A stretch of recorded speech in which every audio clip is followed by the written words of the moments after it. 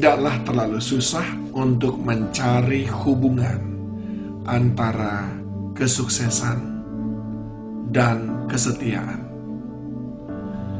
Kita tahu bahwa orang-orang yang berhasil adalah orang-orang yang setia. Itu sebabnya dalam Amsal pasal yang ke-20 ayat yang ke-6 seolah-olah dijelaskan bahwa baik saja tidak cukup, tetapi kita membutuhkan orang-orang baik yang setia. Dikatakan banyak orang menyebut diri baik hati, tetapi orang yang setia, siapakah menemukannya? Saudaraku yang dikasihi Tuhan, sedemikian penting kesetiaan itu untuk dipelihara dalam semua aspek kehidupan kita. Berbuat baik untuk seminggu, 2 minggu barangkali tidak terlalu susah. Memaafkan dalam seminggu, 2 minggu mungkin tidak terlalu susah. Bekerja keras dalam seminggu, 2 minggu mungkin tidak terlalu susah. Berkomitmen menjaga janji perkataan terhadap orang lain dan berusaha memenuhinya dalam kurun waktu yang singkat mungkin tidak terlalu susah. Tetapi bayangkan apabila semua hal itu dituntut untuk ada dalam diri kita untuk seumur hidup kita. Kita setia di dalamnya. Bukankah kehidupan sudah banyak mengajarkan kepada kita cinta yang membara, menyala-nyala, bergelora antara 2 orang, seorang pria dan seorang wanita pada bulan-bulan pertama pernikahan sungguh sangat luar biasa. Seiring waktu berjalan, maka kita melihat luntur di mana-mana. Dan di sana kesetiaan mulai diuji, lalu mulai ada berita penyelewengan, perselingkuhan, ketidaksetiaan. Itu menunjukkan bahwa segala sesuatu yang diawali dengan baik belum tentu bisa bertahan untuk seterusnya. Makanya kadang-kadang orang berkata bahwa permulaan yang baik memang adalah bagian besar daripada keberhasilan. Tetapi pada akhirnya endingnya lah yang menentukan. Itu sebabnya Paulus berkata, aku mengakhirinya dengan baik, ataupun finishing well.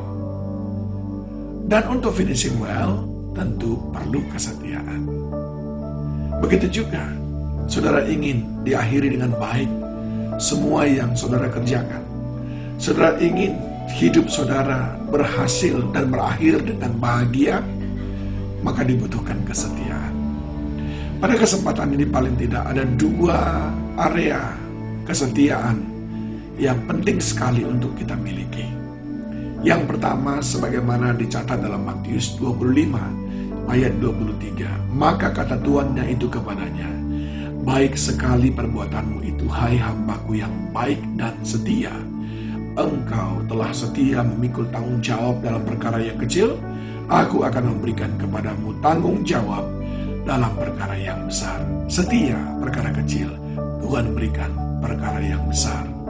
Poin yang pertama adalah kita perlu memelihara kesetiaan dalam bekerja, berusaha, menjaga apa saja yang Tuhan percayakan kepada kita. Kita perlu menjaga kesetiaan kita dalam bekerja dan berusaha. Setia dalam bekerja dan berusaha itu adalah kata lain daripada kita tekun mengerjakannya.